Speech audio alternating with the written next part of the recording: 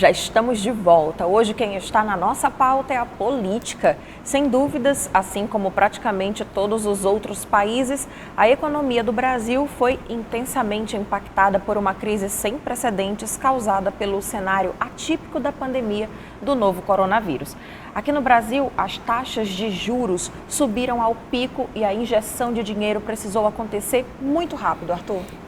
Exatamente, Dalva. Já não bastasse os problemas típicos atrelados a uma crise, como desemprego, alimentação, educação, saúde, saneamento, habitação e transporte, ainda tem a questão da alta taxa de inflação, que vem se perpetuando no Brasil e amplia os problemas de distribuição de renda, levando a uma queda do PIB. Isso sem falar da dívida pública externa, que cresce e atrapalha a entrada de investimentos.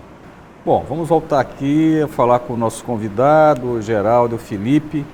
Deixa eu fazer só um comentário aqui, que é um comentário mais econômico. Só eu relembrei agora aqui, o nosso tripé é metas de inflação, a taxa de cambial variável e o controle fiscal. Quer dizer, os dois o Banco Central controla e um que controla é o Congresso. Esse do Congresso é que vive dando voltas.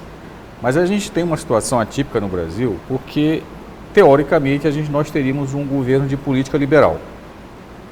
O governo de política liberal, ele segue uma doutrina econômica ortodoxa. Até o nosso ministro da Fazenda, da Economia, ele é da turma chamada Chicago Boys, né? Monetaristas. Como o Roberto Campos Neto, que segue também a cartilha do avô, o Roberto Campos. Mas essa turma se viu frente a um desafio que era uma recessão brutal que poderia vir diante da pandemia. E eles acabaram usando instrumentos bastante fortes de teorias keynesianas. Era injeção de dinheiro público, taxa de juros negativa. Nós chegamos a ter taxa de juros negativa ano passado. A taxa de juros real no Brasil chegou a ficar menor que a da Suíça. E isso foi uma das bases da nossa inflação esse ano.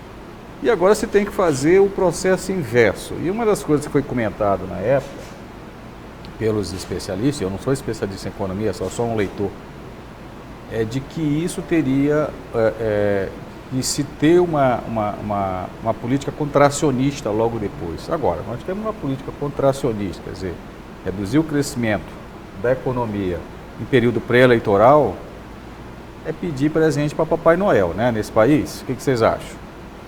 Eu acho que o presente de Papai Noel que foi pedido agora foi a reeleição, né?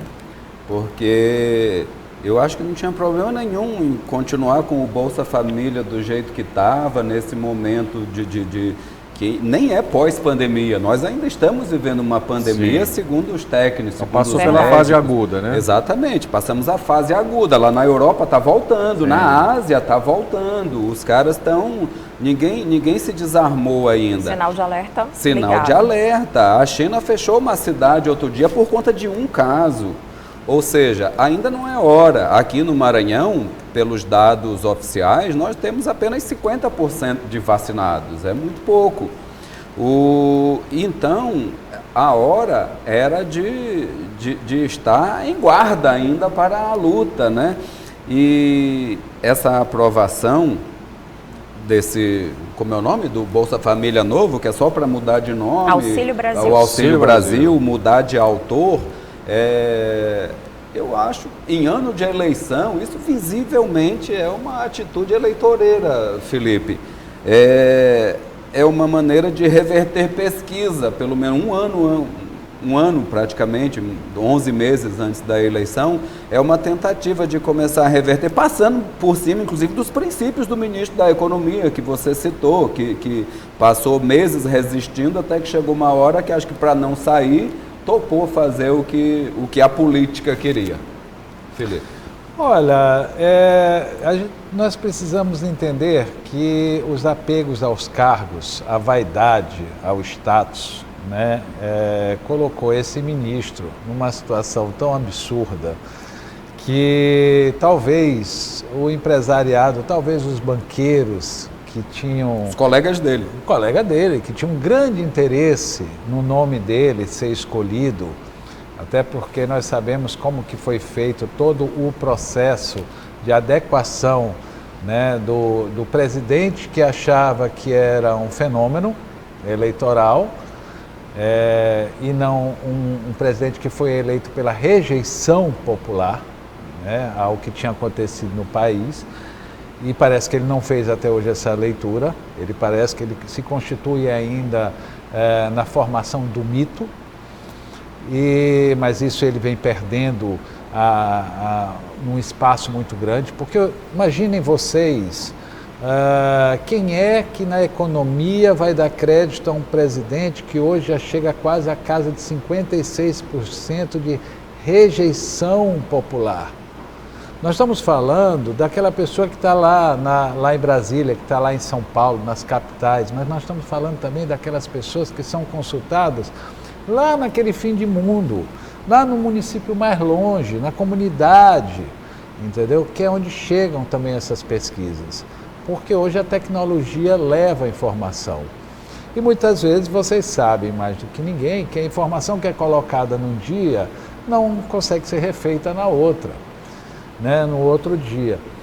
Eu acho que nós, volto a dizer, nós vivemos um momento muito perigoso nesse país, exatamente por causa da questão da pandemia e da questão da vaidade e do apuro pelo poder. E no meio dela tem todo um abismo que não soube ser aproveitado. É claro que nós não podemos nos comparar com a economia dos Estados Unidos, né? Nós não podemos nos comparar com um país como os Estados Unidos que investiu trilhão na sua economia, jogou o dinheiro de volta. Mas aí a gente faz aquela pergunta, nós que tratamos de política e não somente da política junto com a economia, esse dinheiro de quem é? É da população ou é do governo? Ou de quem é o governo? Pois é, agora mesmo, poucos dias atrás, nós assistimos o prefeito da cidade de São Luís, né, com um grande equívoco, dizendo que a população não pagaria o aumento da passagem de ônibus. O aumento da passagem, que o dinheiro que seria usado é da prefeitura. Eu mesmo me perguntei, eu mesmo escrevi perguntando o seguinte, e de quem é esse dinheiro? Mas quem é dono do dinheiro que está sentado lá? O presidente da República, o ministro, o Banco Central? É deles? Qual é a assinatura que vem junto ao voto dizendo que não, que eles são donos? Não seria um processo diferenciado? Eles não teriam que ser lá o cara que cuida do dinheiro, o cara que multiplica o uso inteligente? Essa fala do Felipe, ela é interessante, né? Porque se a gente perceber esses fenômenos todos políticos hoje, eles não são restritos ao Brasil.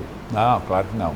Isso é um fenômeno mundial, onde você tem vertentes na Turquia, a própria Rússia, que tem uma tradição autoritária forte, com Putin como presidente, como é que chama isso?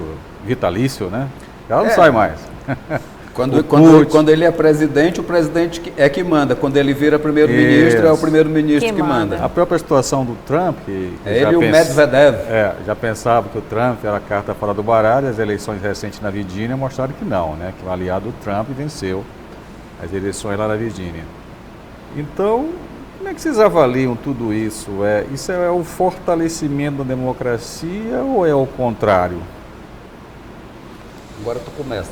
Olha, veja, a gente tem que entender as ondas, né, que levam o eleitor até a urna. E quando leva? Porque lá o voto não é obrigatório, por exemplo, nos Estados Unidos. Aqui nós temos um equívoco de achar que alguém com uma multa de R$1 e pouco, R$1 e pouco, vai ter medo da justiça eleitoral. Eu volto a repetir, as autoridades não sabem interagir. Só uma observação, Felipe. Na verdade, justiça eleitoral, ele é uma coisa esdrúxula e talvez só exista no Brasil, né? Se eu não me engano, 3 ou 4 países. Acho que é 3 ou 4 países, né? Subpaíses, inclusive. Países, vamos dizer assim, que não são da elite mundial, né? Pois sem dúvida nenhuma, para nós, até por incrível que pareça, a justiça eleitoral tem um papel, importante. Relevante. Né? Nós alcançamos muitas coisas com a justiça eleitoral que, inclusive, queriam acabar. Né? Nós temos eleições que, sem dúvida nenhuma, é transparente na urna, mas não é transparente até chegar à urna. Então, nós precisamos entender isso. Nós não temos boca de urna, mas nós temos distribuição de dinheiro e de muito dinheiro no dia das eleições. Então, aí a gente precisa entender todos esses fenômenos que estão em volta e que as autoridades, né, só conseguem ter foco para dar a entrevista dizendo que cumpriram o seu papel. Mas mais do que isso, as autoridades não sabem ser autoridades. As autoridades não entendem que eles são empregados da população.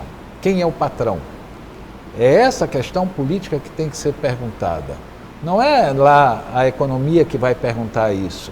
Não, é a política que tem que colocar cada um no seu devido lugar.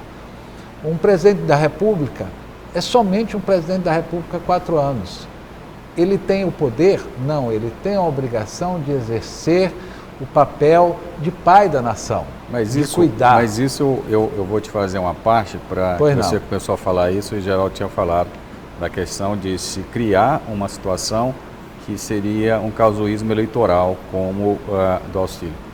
Vocês não acham que essa situação ela foi reforçada no Brasil com a questão da reeleição?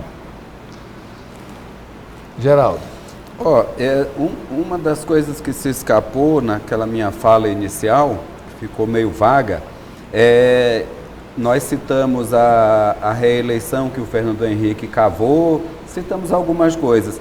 Uma das mais importantes, que também, não é querendo puxar aqui para a TV Cultura, mas que lá tem programas que deveriam muito ser assistidos pela população, que são extremamente visitantes da história. Nós estamos na melhor rede de TV do Brasil. Né? Amém.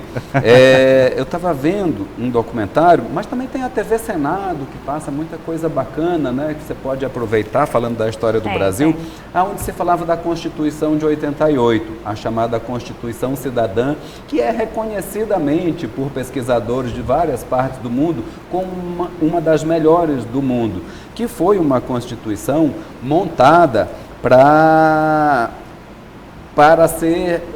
o sistema parlamentarista.